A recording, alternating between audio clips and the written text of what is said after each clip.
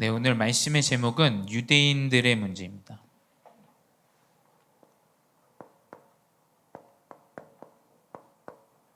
모니터 소리 좀만 더 줄여주세요. 네.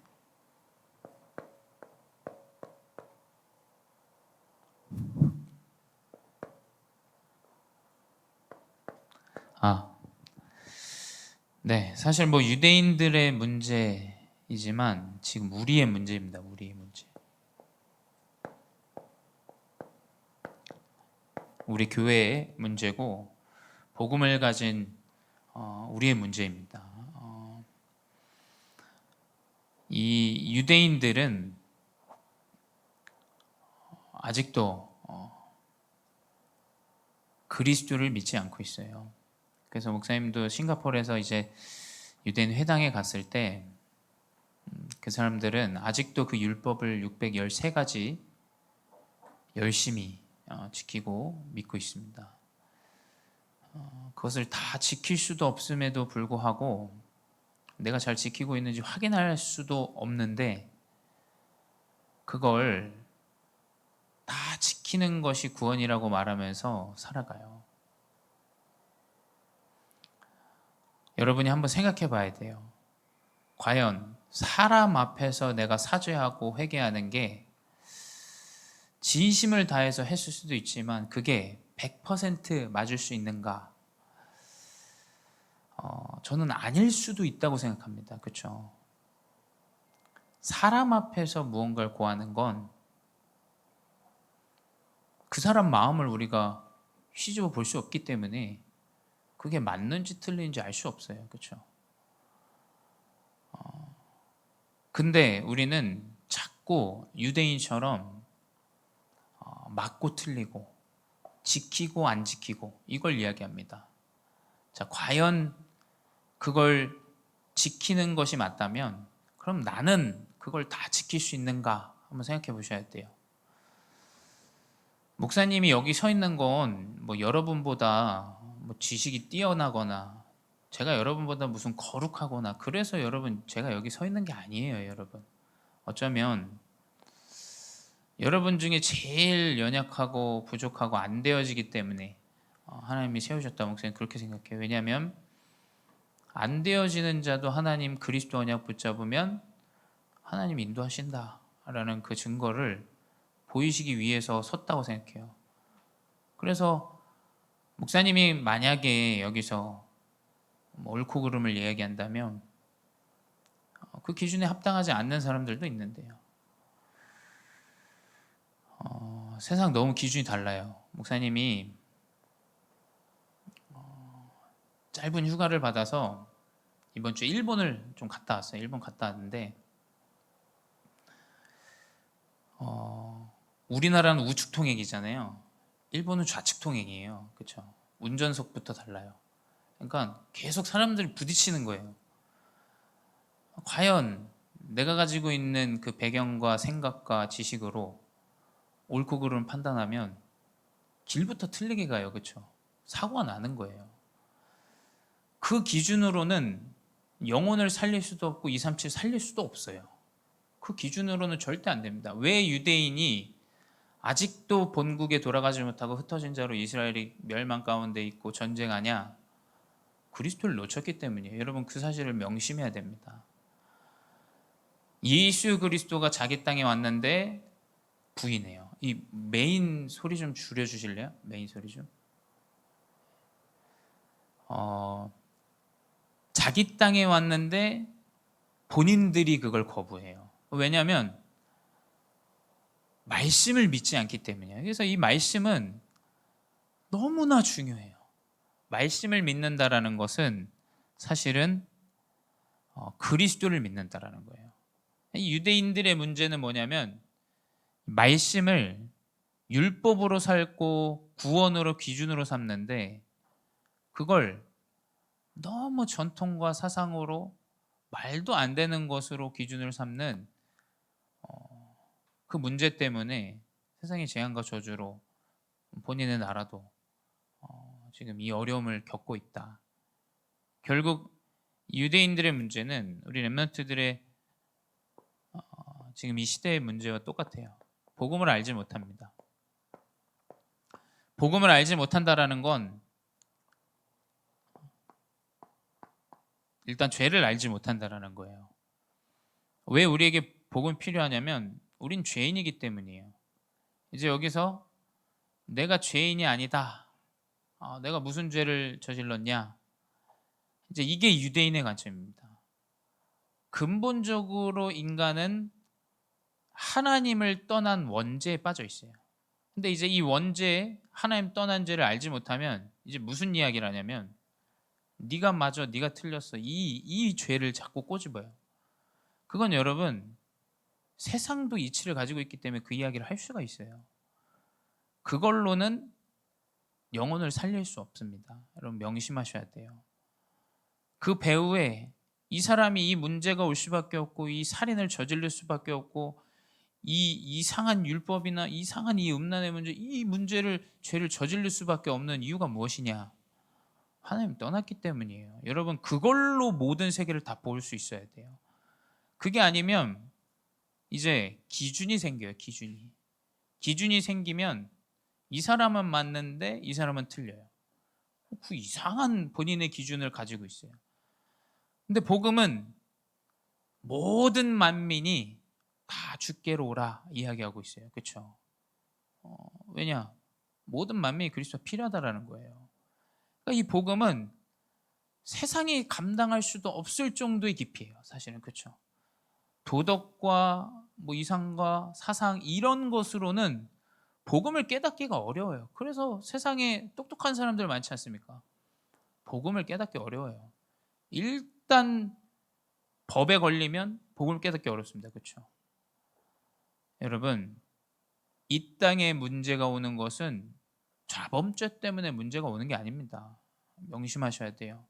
유대인은 이걸 알지 못했어요.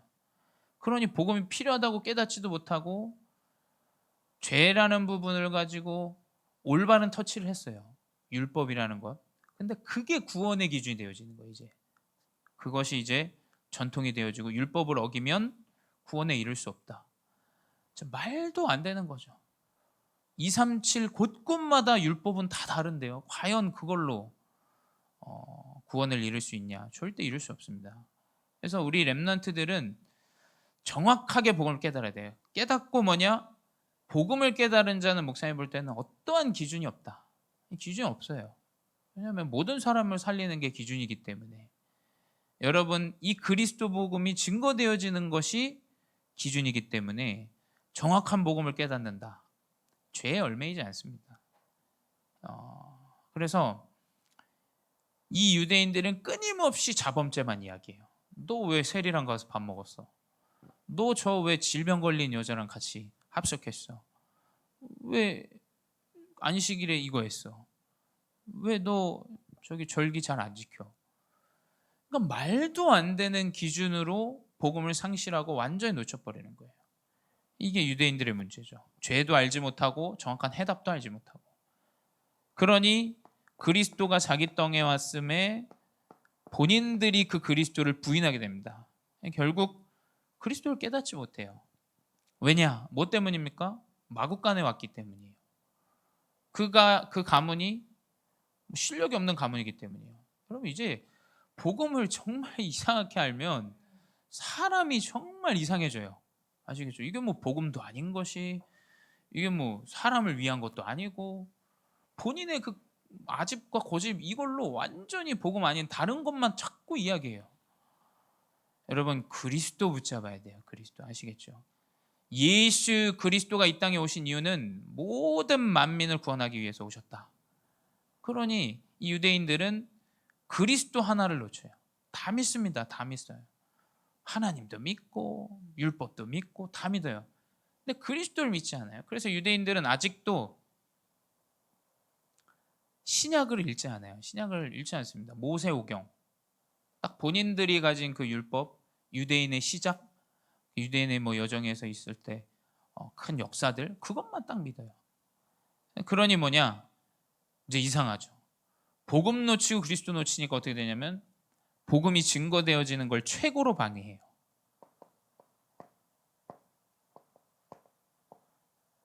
명심하셔야 돼요, 여러분. 복음은 땅 끝까지 증거되기 위해서 우리에게 하나님이 허락하셨다. 하나님 나에게 복음을 주신 이유는 뭐냐면 나를 통하여 복음을 받을 자가 있다라는 거예요. 복음이 우리 교회에 캠프가 되어진다. 우리 교회를 통해서 복음이 전달될 이유가 있다라는 거예요. 누군가가 존재한다라는 거예요. 이걸 다 놓쳐버리니 어떻게 되냐? 이방인에게 복음을 전하는 게 이건 틀린 것이다. 계속 유대인들은 그걸로 교회에서도 시시비비 가리고 사람들 가지고 이야기하고 바울을 계속 쫓아다니면서 이야기해요. 그 범죄자에게 복음을 왜 전하냐? 그 이방인에게 복음을 왜 전하냐? 복음 전하면 안 되지 않냐? 저 사람이 할례 받은 자냐? 율법을 지키는 자냐? 쓸데없는 걸로 복음 아닌 다른 것으로 전도 선교를 완전히 망가요. 그러니까 이게 교회도 그렇고 목회자도 그렇고 중직자도 그렇고 렘넌트도 그렇고, 그러니까 피해는 사실은 렘넌트들이 다 보는 거예요. 이게 뭐 복음도 아닌 것이, 이게 뭐 세상이 볼 때 수준도 굉장히 미달인 것이, 이거 뭐 이상한 거를 자꾸 후대에게 강요합니다. 이렇게 해야지 저렇게 해야지. 저는 WRC 때 그 미국의 어떤 렘넌트가 올라와서 기도했잖아요. 근데 딱 모자 쓰고 올라왔더라고요. 이분이 제가 알기로는 굉장히 좀 실력이 있으신 분인데 미국에서. 근데 만약에 이게 우리나라 기준이라면 모자 벗고 올라가야지, 뭐 수염도 깎고 올라가야지, 뭐 그렇겠죠. 그러니까 그런 기준이 필요치가 않은 거예요, 여러분. 아시겠죠? 모자를 쓰고 올라가든 뭐 이 사람 모습이 어떠하든 그게 중요하지가 않아요. 우리 렘넌트들 그래서 명심해야 돼요. 여러분이 실력이 어떻든 배경이 어떻든 그리스도 언약 안에서 인도받아야 돼요. 그래야 사람을 살립니다. 그래야 전도 운동이 일어나요. 그래야 여러분 통해서 237의 복음이 증거되어져요. 유대인들의 문제는 이 정확한 핵심은 놓치고 근본은 놓치고 이상한 율법이나 껍데기만 붙잡고 있는 거예요. 여러분, 껍데기는 필요하면 준비하면 돼요. 그렇죠? 근데 여러분 근본을 놓친다. 그럼 이 사람은 완전히 무너집니다. 그건 시간이 지나면 나타나게 돼 있어요. 뮤지션이 음악 만드는 것 말고 딴 거 한다. 그 사실 연예인들 그래서 문제가 오잖아요.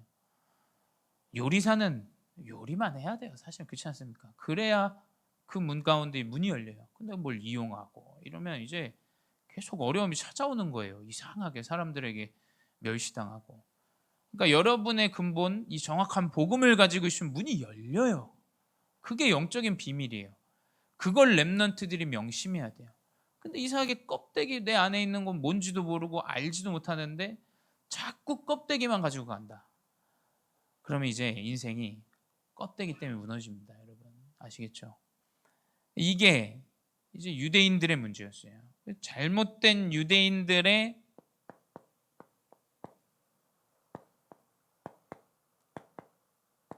이 사상들이 이제 사실은 복음을 막고 어려운 가운데 빠지게 되는 일이 됩니다. 마태복음 5장에는 무엇이 복인지를 이야기하고 있어요. 우리 렘넌트들 명심해야 됩니다. 공부를 잘하는 게 복이다. 사람들 다 그렇게 생각해요. 좋은 대학을 가는 게 복이다. 그렇게 생각합니다. 근데 여러분 그 시대는 좀 지났어요. 사실은 그렇죠. 뭐 어느 대학을 나왔냐, 사실 그 시대는 이미 지난 지가 오래예요. 목사님 세대 때나 그래요. 목사님 세대 때나. 근데 지금 내가 가지고 있는 걸 얼마나 이것을 프로덕트화하고 어플라이 하느냐, 이게 사실은 제일 중요해요. 내가 무엇을 잘하고 나에게 주어진 게 무엇이고 내가 이 길을 살아가고. 그래서 시대가 계속 바뀝니다, 여러분. 어느 정도로 바뀌냐, 여러분의 학벌과 상관없이 여러분이 정확하게 가야 될 여정, 달란트만 찾기만 하면 이제는 문이 열리는 시대예요. 그러니까 여러분 대학도 사실은 목사님이 볼 때는 응답은 아니다라고 생각해요. 여러분이 대학이나 고등학교 이 여정 중에 여러분에게 주신 하나님의 것, 하나님이 여러분에게 주신 것을 찾아야 그것이 사실은 복이겠죠. 그래서 마태복음 5장에는 기록하고 있어요. 니들이 말하는 게 복이 아니다. 복은 심령이 가난한 자가 복이 있다라고 이야기하고 있어요. 아니 어떻게 그렇습니까? 내 마음이 강팍하고 힘들어요. 근데 어떻게 그게 복이겠어요? 목사님이 일본 갔다 왔다 그랬잖아요. 일본 잘 삽니다. 기술도 좋고 아주 대단하더라고요. 근데 이상하죠. 완전히 수준 미달의 그 음란이나 이상한 것들이 자리 잡고 있어요. 거리를 가면 매춘하는 여자들이 서 있어요. 다 서 있습니다. 남자도 똑같아요. 뭐 남자 똑같죠. 전광판에 내가 제일 잘 나가는 호스트바에 누구다. 뭐 다 저게 다 그것뿐이에요. 사실은. 과연 진짜 응답이 무엇이냐? 여러분 명심해야 돼요. 심령이 가난하여 그리스도를 붙잡는 게 복이에요. 그럼 이걸 명심해야 됩니다. 진짜 성공이 심령이 가난한 것이다라는 거 우리 렘넌트가 명심해야 돼요. 또 뭐냐? 가난한 자가 복이 있다. 애통한 자가 복이 있다. 의에 줄이고 목마른 자가 복이 있다. 긍휼히 여기는 자가 복이 있다. 세상은 나에게 어려움을 줬다? 되갚아줘야 맞다라고 이야기해요. 근데 성경은 반대로 이야기합니다. 내가 긍휼히 여김을 받을 자가 되고 싶다면 너는 긍휼히 여기는 자가 돼야 돼 라고 이야기해요. 세상이랑 완전 반대예요. 의를 위하여 박해받는 자가 복이 있다. 이 말은 한마디로 무엇이냐? 내 연약함과 부족함과 어려움 때문에 그리스도를 붙잡을 수 있는 것이 복이에요.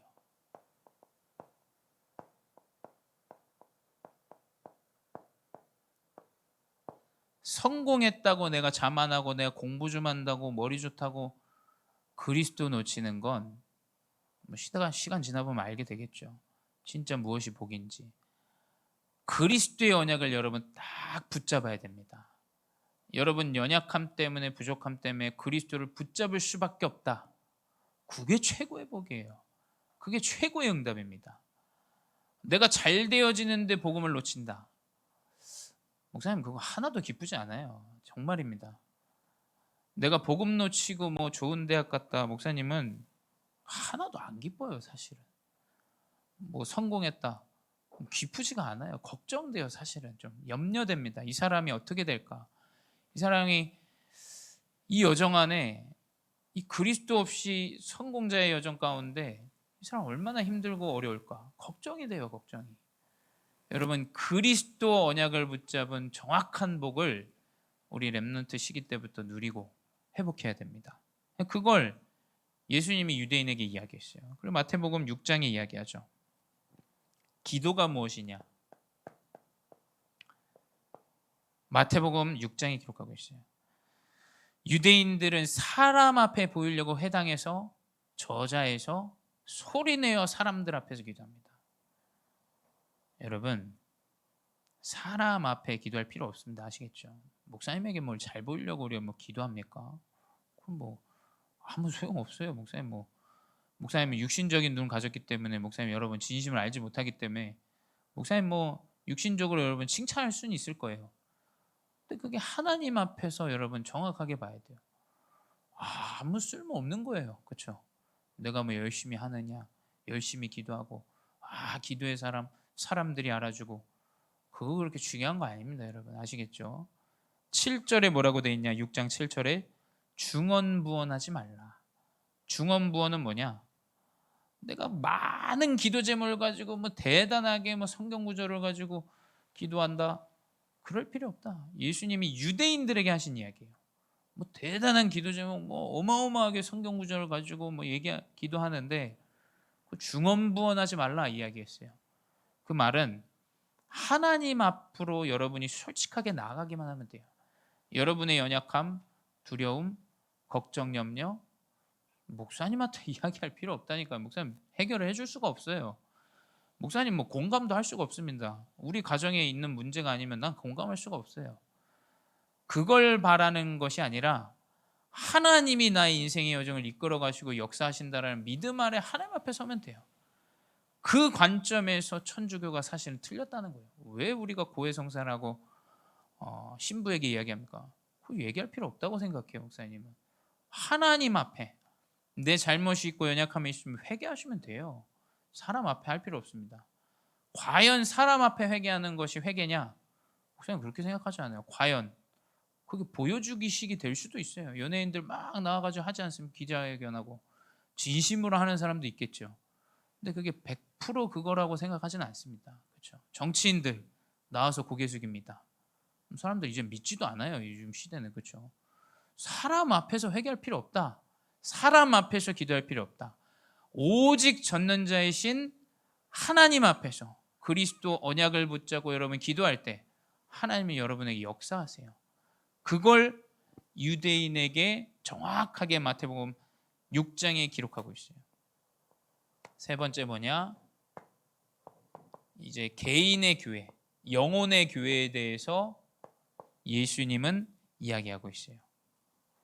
자, 우리가 교회에 모인 이유는 남들을 비판하기 위하여 모인 게 아닙니다. 여러분 아시겠죠? 싸우기 위해서 모인 게 아니에요. 우리가 무슨 준비 시작해서 무슨 경주를 하려고 모인 게 아닙니다, 여러분. 우리 집은 되는데 저 사람은 안 되네. 지금 그거 나타내려고 지금 모인 게 아니에요, 여러분. 교회가 완전 복음 말고 딴 거를 자꾸 붙잡으면 이상한 것만 자꾸 나오게 됩니다. 그래서 마태복음 7장에는 정확하게 이 영혼의 교회에 대해서 이야기해요.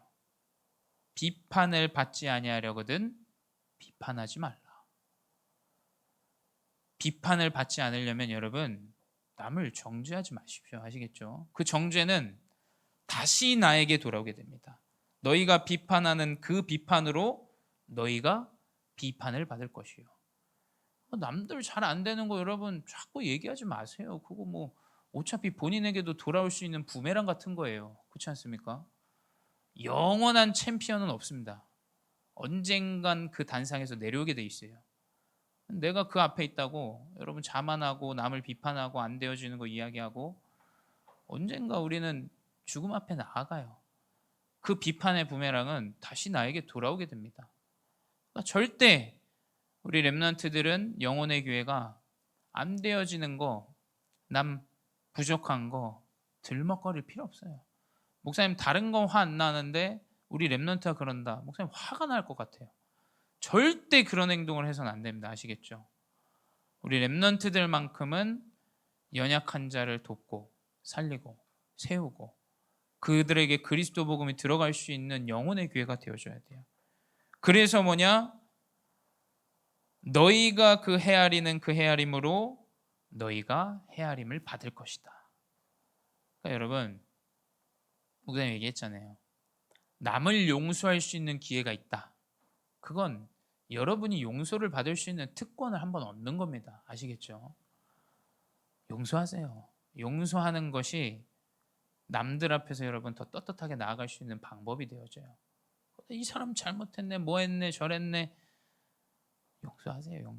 용서 못할 게 없어요. 그것 가운데 여러분 헤아림 받는 자가 되어져요. 그래서 뭐냐? 형제의 눈 속에 있는 티는 보는데 네 눈 속에 있는 들보는 왜 보지 못하냐? 유대인에게 예수님이 이야기해요. 그 상대방에게 있는 이 작은 티는 보면서 네 눈 속에 있는 그 큰 들보는 보지도 못하고. 결국 교회는 무엇이냐? 계속 내 스스로 깨달음을 얻는 거예요. 사실은 그렇죠. 하나님의 계획이 무엇이지? 깨닫는 거예요. 하나님 왜 나에게 이 문제를 주셨지? 깨닫는 겁니다. 사실은 우리가 교회에 다 같이 모였지만 예배드리는 그 순간은 하나님과 나와 단 둘이에요. 그렇죠? 아시겠죠? 기도는 뭐냐?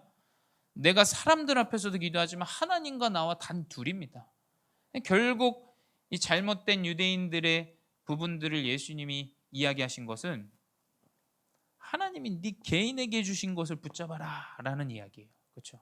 사람 앞에서 할 필요도 없고 기도도 사람 앞에서 할 필요 없고 오직 하나님이 주신 정확한 언약, 이 영적인 비밀을 스스로 깨달아라. 하나님이 주신 거. 그래서 여러분 차라리 육신적으로 좀 부족하더라도 그리스도 복음을 알고 누리고 연약한 걸 스스로 알고 나아가는 것이다. 근데 이것이 이제 유대인들은 잘못된 전통으로 이제 잡혀 있습니다. 이상한 육신적인 복, 육신적인 기도, 이 육신적인 교회, 이게 전통으로 잡혀 있어요. 그러니 어떻게 되냐? 그렇게 안식일을 강요해요. 안식일은 뭐냐면 말 그대로 예배드리는 안식일이에요. 예배드리는 날은 아무것도 하지 마라. 물론 굉장히 좋은 것처럼 들리지만, 굉장히 필요한 것처럼 들립니다. 하지만 왜 안식일에 사람을 고치냐? 이제 유대인들이 예수님에게 계속 이야기했던 거예요. 아니 왜 죽은 자를 네가 가서 안식일에 아무것도 하지 말라는데 살리냐? 아니 여러분, 사람이 물에 빠져 있으면 빨리 튜브를 던져서 그 사람 건져야지. 이게 뭐 맞냐 틀리냐, 법에 맞다 틀리다, 그래서 문제가 생기는 거예요. 안식일에 왜 사람을 고치냐? 왜 안식일에 세리랑 함께해서 밥 먹고 꼭 하지 말라 그랬는데 왜 했냐? 결국 잘못된 이 복음을 가지고 이 전통이 세워져 있는 거예요. 그리고 절기입니다. 중요한 기념비를 세우는 절기들 있는데, 여러분 절기는 물론 어떤 부분에서 우리가 축하하고 기념해야 되지만 가장 중요한 것은 성령의 충만함을 얻는 거예요. 하나님이 우리에게 주신 응답과 귀한 은혜를 회복하는 시간이 절기예요. 우리 추수감사절 하지 않습니까? 추수감사절은 앞에서 상 차려놓고 뭐 음식 갖다 놓고 이런 그냥 그렇게 행사를 지내는 게 아니라는 거예요. 하나님이 한 해에 나에게 주신 귀한 은혜와 응답을 확인하는 시간입니다. 그렇죠? 그래서 여러분, 절기는 성령 충만이에요. 왜 절기를 지키지 않냐? 왜 절기를 그렇게 지키냐? 곡식을 드리지 않냐? 그 쓸데없는 걸로 본질을 놓쳐서는 안 된다는 거예요. 그러니까 어떻게 되냐? 완전히 사단의 종 노릇해요. 이것 가지고 옳고 그름을 계속 판단하고 사람을 정죄하고 비판하고 복음을 전하지도 못하고 말하지도 못하고 쓸데없는 거에 자꾸 붙잡혀 있는 겁니다. 여러분은, 우리 렘넌트들은 육신적인 건 그냥 지나가세요. 지나가시고 그리스도 정확한 복음이 전달되게 해야 돼요. 결국 이게 그 당시의 교회의 문제요, 지금도 존재하는 교회의 문제다. 그래서 사도행전 11장에 이야기하죠. 아니 율법으로 얘기해놨는데 왜 고넬료 집에 가서 식사하냐? 왜 그 사람에게 복음을 전하냐? 이게 초대교회에 있는 사람들의 이야기예요. 그러니까 이제 복음도 아닌 것이, 율법도 아닌 것이, 뭔가 희한하게 이상한 기준을 가지고 전도 선교를 막는 거예요. 아니 왜 그 이방인 집에 가서 복음을 전하냐? 이방인에게 복음이 신고되어지면 하나님께 기뻐 날뛰고 행복해야 되는 것이 맞는 건데, 왜 그 율법 어기면서 그 이방인에게 복음을 전했냐 이야기하죠. 이게 지금 시대의 교회의 문제입니다. 여러분, 복음을 막는 것은 어쩌면 우리의 기준일 수 있어요. 그렇죠? 내 기준에 합당하다, 복음 맞는 거고, 내 기준에 합당하지 않다, 복음 안 전해지는 거고. 그러면 그런 기준을 싹 버려야 됩니다. 갈라디아서 2장 16절에 이 갈라디아서 2장에 이 율법에 대해서 계속 이야기해요. 아니 율법을 지켜야, 그래도 율법을 지켜야 구원이 있지 않냐? 그래도 할례를 받아야 구원이 있지 않냐? 완전 틀린 소리입니다, 여러분. 아시겠죠? 그리스도로 구원이 있는 거예요, 그리스도로. 그래서 바울은 갈라디아서 2장 16절에 뭐라고 얘기했냐? 사람이 의롭게 되는 것은 율법의 행위로 말미암은 것이 아니요. 행위로 여러분 구원을 받는 것이 아니라는 거예요.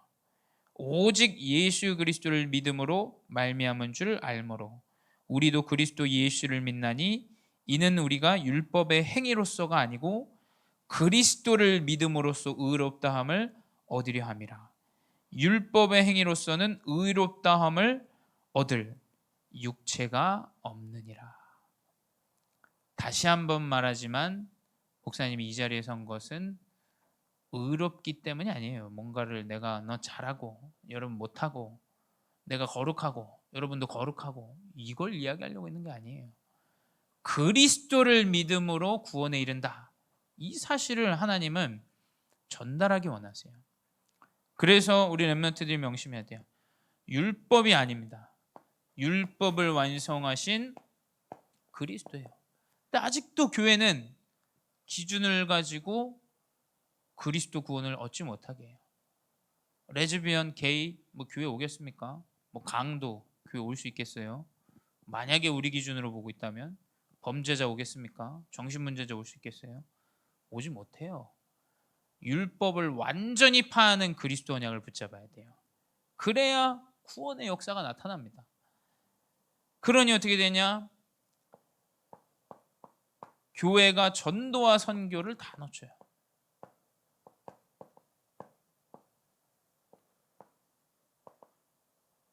크면 큰 대로 놓치고 작으면 작은 대로 놓치고 그리스도가 전달되어지는 걸 놓쳐버려요.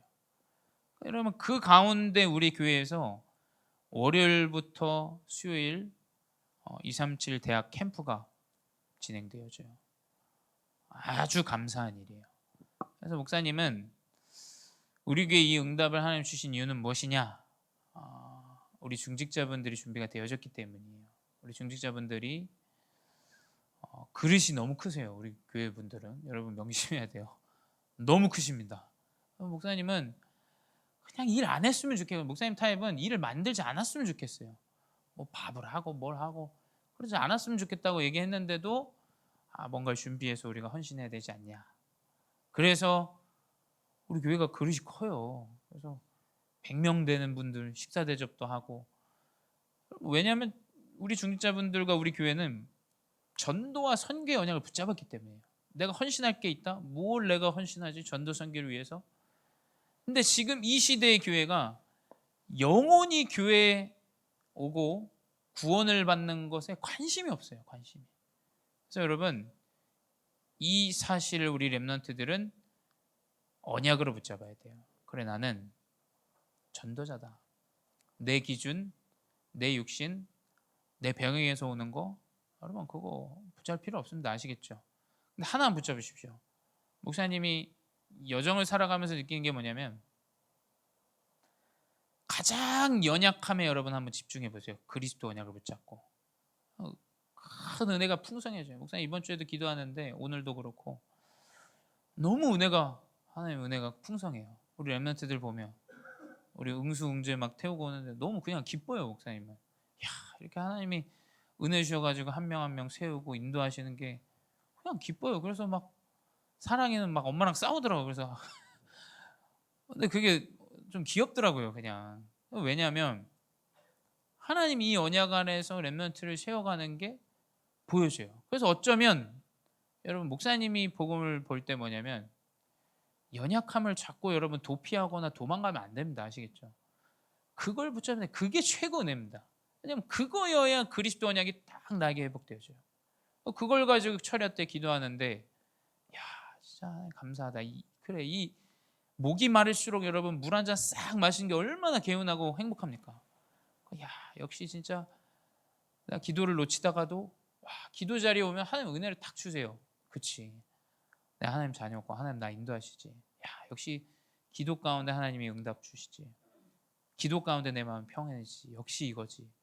그 마음을 하나님 탁 주세요. 그래서 여러분 그 연약함 가운데 여러분이 그리스도에 집중하면 그러한 사람을 하나님 붙이세요. 연약한 사람을. 왜냐면 나랑 똑같은 상황이 있어야 여러분 복음 정확하게 전하지 않습니까? 하필 여러분에게 딱 맞는 사람을 하나님이 딱 붙여주세요. 그리스도 복음을 억지로도 아니고 일부러도 아니고 여러분 그냥 말하게 돼요. 왜냐면 내가 받은 게 그거니까. 그래서 목사님도 이번에 일본에 이틀 갔다 왔는데 가서 어떤 스위스 사람을 만났어요. 스위스 사람을 만났는데 이 여자인데 머리가 빡빡이야, 빡빡이. 그래서 처음에는 목사님은 스타일인 줄 알았어. 스타일인 줄 알고 있었는데 알고 보니까 이 사람이 이제 좀 질병이 있는 사람이더라고요. 질병이. 그래서 그 사람에게 이제 복음을 전했어요. 복음을. 나는 하나님 믿는 사람이다. 하나님 믿는 사람인데 자기가 어렸을 때부터 많은 상처, 어려움들이 있었대요. 얼마나 여자인데 8살부터 머리가 없었으면 얼마나 상처가 많겠어요. 사람들이 손가락질하고. 그러니까 이제 모든 게 창피하고 어렵죠. 그래서 이 그리스도에 대해서 설명했어요. 예수 그리스도가 해답이다. 네 머리털 뭐 그거 중요한 게 아니다. 왜냐하면 나도 연약한 부분이 있고 너도 연약한 부분이 있고 누구나 다 연약한 부분이 있다. 단지 너에게 그렇게 드러난 부분에 문제가 있다라는 건 하나님의 큰 은혜가 있을 것이다. 그래서 그리스도에 대해서 이제 설명을 해줬어요. 근데 본인이 이야기하더라고. 본인이 어릴 때 엄마를 통해서 교회를 다니고 했지만 지금 이제 교회 안 다니고 그래서 그리스도와 이 성경 언약 안에 모든 해답이 다 들어있다. 네가 한번 기회가 된다면 그리스도 복음을 정확하게 한번 말씀을 통해서 한번 확인해 봐라. 이제 이야기했죠. 왜냐면 이게 어렵지가 않은 게 그냥 내가 갖고 있는 걸 얘기하는 거예요. 이 사람의 어려움을 이야기하면. 그렇죠? 너무 간단한 거예요. 내 연약함 이야기하면서. 그래서 결국 결론은 무엇이냐? 우리 랩런트들은 캠프 인생이 돼야 돼요. 그걸 위해서 여러분들을 지금 보게 하시는 거예요. 목사님 PK로서 교회 안에 많은 문제들, 이야기들 많이 듣고 자랐어요. 그게 왜 그러냐? 교회를 살리란 얘기예요. 목사님의 연약함을 정확하게 알아요. 난 정말 안 되는 사람입니다. 난 진짜 부족하고 안 돼요. 하지만 복음의 언약으로 확신은 있어요. 하나님이 나를 세계 복음화의 여정으로 인도하실 것이다. 목사님 믿고 있어요. 그리고 명확한 사실은 나는 내 교회를 살릴 것이다. 정확한 언약 목사님은 확신 가운데 있어요. 이거는 자만이 아닙니다. 그렇죠? 확신이에요. 확신. 하나님 주시는 확신입니다. 나 한 사람으로 살릴 수 있다. 이건 당연한 응답이에요. 여러분 이 캠프 인생의 여정으로 여러분을 인도하기 위해서 하나님 우리 교회 부르셨고 정확한 복음을 깨닫게 하시고 그리스도 언약을 믿게 하신다. 그 사실 여러분 잊지 마시고 인도 받으시 바랍니다. 기도하겠습니다. 사랑의 하나님 감사합니다. 우리를 캠프의 인생으로 인도하기 위하여 교회의 문제, 가정의 문제, 또 유대인의 문제 하나님 보게 하시니 감사합니다. 그리스도 복음으로 살리는 자의 응답을 누리게 하여 주시옵소서. 지금도 살아계신 주 예수 그리스도 이름으로 기도드렸사옵나이다. 아멘.